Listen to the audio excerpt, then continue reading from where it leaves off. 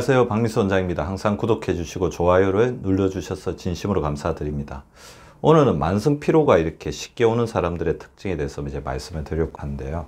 실제 제가 진료를 해보면 만성 염증, 만성 통증 못지않게 만성 피로를 호소하시는 환자분들이 굉장히 많습니다. 만성 피로를 가지신 분들, 힘들어 죽겠다, 피곤해서 못 살겠다, 입에서 그냥 버릇처럼 나오시죠. 그래서 만성 피로가 어떤 거냐면 전에 비해 같은 일을 해도 능률이 떨어지거나 비슷한 성과를 내지 못한다, 기억력이나 집중력에 장애가 있다, 잠을 많이 자도 개운하지 않다, 특정 질환은 없지만 여기저기 아프다, 운동을 하고 나면 예전에 비해 부쩍 피로하다. 이것을 이제 만성 피로라고 할 수가 있습니다. 평균적으로는 3개월 이상 가는 이러한 피곤한 느낌을 지속적으로 가지고 있을 때 만성 피로라고 하는데, 이렇게 만성 피로를 가지고 있다 보면 만성 피로 하신 분들은 활성산소가 많이 만들어지거든요. 혈관이나 세포의 염증을 악화시키죠. 그리고 만성 피로를 극복하기 위해서 스트레스 호르몬, 코티졸, 아드레날린들이 과도하게 분비가 되면서 당뇨를 만들고 심장병을 만들 수가 있습니다. 따라서 만성 피로를 극복하는 것이 건강관리에서 굉장히 중요한 일인데요. 어떤 분들이 이제 만성 피로가 될까요? 먼저 몸에 비해 머리가 큰 사람, 머리가 이렇게 크다는 게 아니고 생각이 많다는 거겠죠. 머리에 의욕이나 생각이 굉장히 많이 앞서간다는 분이죠. 어떤 거냐면요, 자기 기준이 높으신 겁니다. 체력이 이 정도인데 일이나 학습, 가족, 친구, 자기가 해야 될 일들이 체력이 더 많으면 문제 없습니다. 잘 이겨낼 수 있습니다. 근데 어느 순간 이 목표가 올라가죠. 올라가면 체력이 떨어지죠.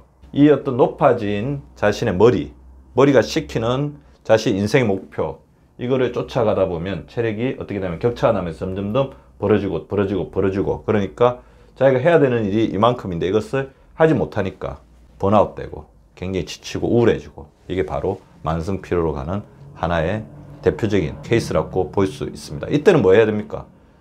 당연히 이제 내려놓아야 되죠. 휴식을 해야 됩니다. 자, 이 과정에서 휴식을 하면서 이거를 조금 내려주면 다시 이게 이 상태로 돌아갈 수가 있는데, 여기서 이거를 내려놓지 못하면 이 상태로 가게 되는 거죠. 그래서 내려놓는 지혜가 필요합니다. 자, 약속들을 취소하고 잡은 약속, 그러니까 자기가 잡은 약속은 최대한 성실하게 이행을 해야 됩니다만 약속을 잡지 않는 게 중요하죠. 약속을 잡고 나서 지키지 못하면 그게 또 괴로운 거죠. 그리고 일과표에 반드시 휴식 시간을 배정해야 되고요. 그리고 피로하기 전에 능동적으로 휴식하는 게 좋습니다. 아, 내가 피로하니까 쉬어야 되겠다. 그러면 이미 늦었을 때가 있어요. 미리미리 쉬어줍니다. 우리가 운동도 미리미리 하라는 것처럼 휴식도 미리미리 해주시기 바라고요. 그리고 정보 매체, 뭐 일주일에 하루 정도는 핸드폰, 뭐 스마트폰, 컴퓨터, TV 다 내려놓고 좀 머리를, 그러니까 세상을 좀 격리시키면서 쉬는 게 중요하죠. 일이 많을수록 10분 일찍 퇴근하고 몸이 피곤할수록 10분 더 주무시기 바랍니다. 일하다가 10분은 창밖을 바라보거나 회사 정원을 거니며 보다 먼 곳을 조금 빈둥빈둥하면서 자신의 몸에 여유를 주라는 것입니다. 그 다음에 이제 성격적인 부분도 있어요. 특히 이제 다혈질 성격, 남에게 지기 싫어하는 성격이 굉장히 번아웃을 시키고 만성 피로를 가져옵니다. 그래서 다혈질 성격은 조금 누그러뜨려 주는 게 좋습니다. 져주기, 양보하기, 그리고 기다리기, 집안 좀 치우지 않고 좀 지저분하게 살기, 져주기, 양보하기, 기다리기, 집안 치우지 않기, 이걸 한번 실천해 보십시오. 이 중에서 다는 못하더라도 한두 개만 실천해 보면 자신의 성격이 굉장히 누그러지고 자기 성격 자체가 만들어낸 강박이 만들어내는 에너지 소모를 줄일 수 있는 것을 아실 수가 있을 겁니다. 이 다혈질 성격과 더불어서 또 본인을 굉장히 피곤하게 하고 힘들게 하고 만성 피로를 만드는 성격이 걱정 많은 성격이거든요. 그런 분들에게는 제가 3가지 주문을 외우라고 합니다. 지나고 보면 별거 아니더라. 나만 그런 게 아니고 다른 사람도 그렇더라. 내가 이러는 것, 그래도 내가 이렇게 걱정이 되고 막 그러면 내가 이러는 것은 그럴만한 가치가 있으니까 걱정한 나를 너무 괴롭히거나 못나게 생각하지 말자. 그리고 시간 날 때마다 이때 생각 중지 훈련, 눈을 감고 머릿속을 생각을 비우자. 우리 구독자분들은 제가 워낙 많이 말씀드렸으니까 알고 계실 겁니다.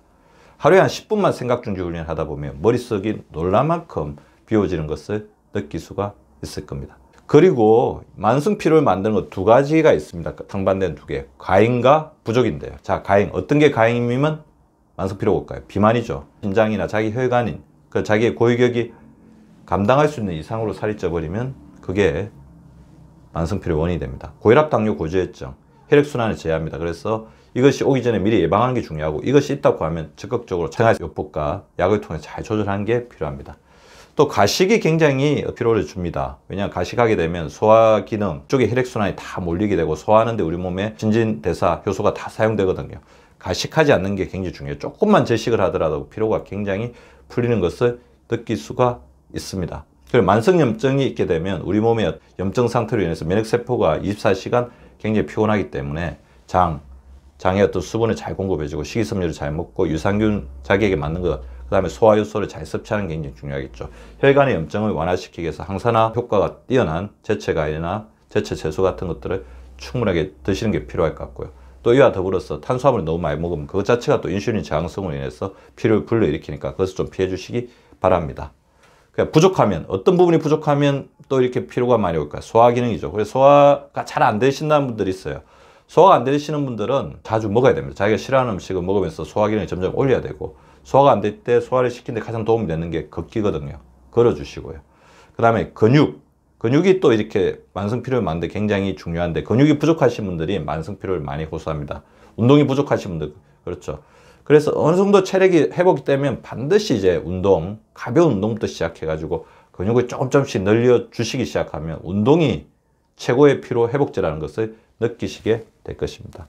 그리고 잠이 부족하신 분들이 또 만성 피로가 있죠. 잠이 부족하게 되면 성장 호르몬도 줄어들고 멜라토닌도 줄어듭니다. 성장 호르몬은 우리 몸을 재생시키고, 멜라토닌은 황산화 효과가 아주 뛰어나고 수면 리듬을 잡아주는 거잖아요. 피곤할 땐 아까 말씀드린 잠을 조금 더 자는 게 필요하고요.